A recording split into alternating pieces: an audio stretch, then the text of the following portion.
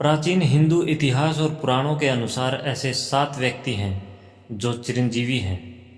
यह सब किसी न किसी वचन, नियम या शाप से बंधे हुए हैं और यह सभी दिव्य शक्तियों से संपन्न है। योग में जिन अष्ट सिद्धियों की बात कही गई है वे सारी शक्तियां इनमें विद्यमान हैं। हिंदू धर्म के अनुसार इन्हें 7 जीवित महामानव कहा जाता है। प्राचीन ग्रंथों के अनुसार इनका प्रातः स्मरण करने से मनुष्य दीर्घायु और निरोग रहता है। नमस्कार, भक्ति कथा और कहानी में आपका स्वागत है। इन लोगों अश्वत्थामा, दैत्यराज बलि, हनुमान, विभीषण, कृपाचार्य, परशुराम और ऋषि व्यास का स्मरण सुबह सुबह करने से सारी बीमारियां समाप्त होती हैं और मनुष्य 100 वर्ष की आयु को प्राप्त करता है। प्राचीन मान्यताओं के आधार पर यदि कोई व्यक्ति हर रोज इन 7 अमर लोगों सप्त चिरंजीवी के नाम भी लेता है तो उसकी उम्र लंबी होती है।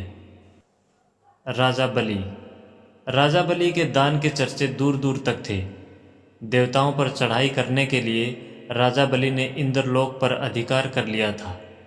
बलि सतयुग में भगवान वामन के अवतार के समय हुए थे। राजा बलि के घमंड को चूर करने के लिए भगवान ने ब्राह्मण का भेष धारण कर राजा बलि से 3 पग धरती दान में मांगी थी। राजा बलि ने कहा कि जहां आपकी इच्छा हो 3 पैर रख दो। तब भगवान ने अपना विराट रूप धारण कर 2 पगों में तीनों लोक नाप दिए और तीसरा पग बलि के सर पर रखकर उसे पाताल लोक भेज दिया।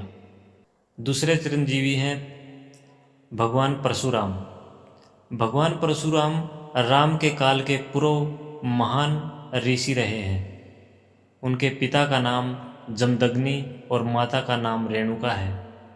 पति प्रायणा माता रेणुका ने 5 पुत्रों को जन्म दिया जिनके नाम क्रमश वसुमान, वसुसेन, वसु, विश्वास वसु तथा राम रखे गए।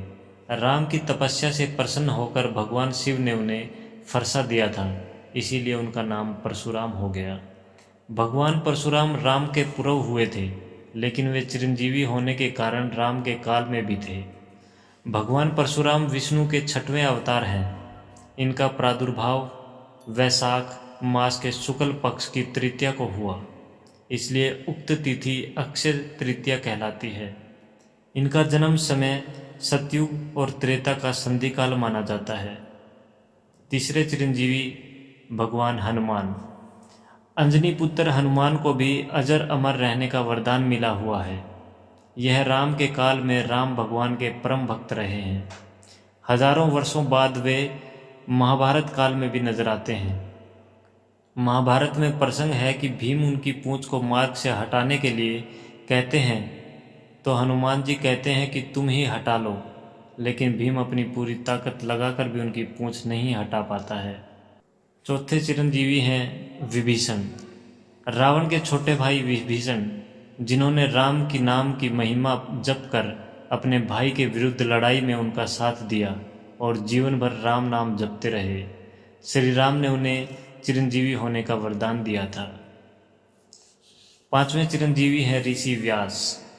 महाभारतकार व्यास ऋषि पराशर एवं सत्यवती के पुत्र थे।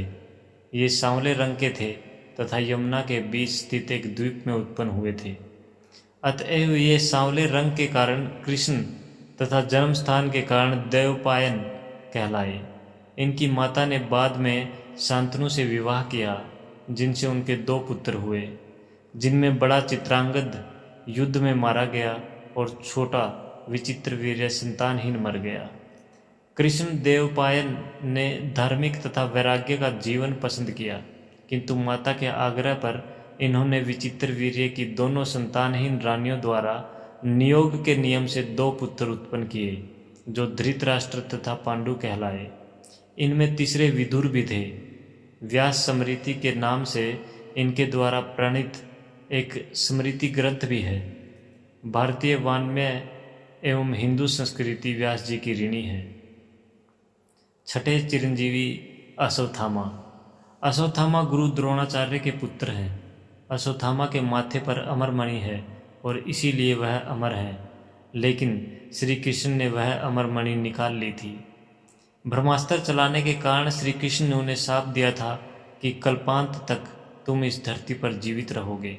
इसीलिए अश्वत्थामा 7 चिरंजीवियों में गिने जाते हैं।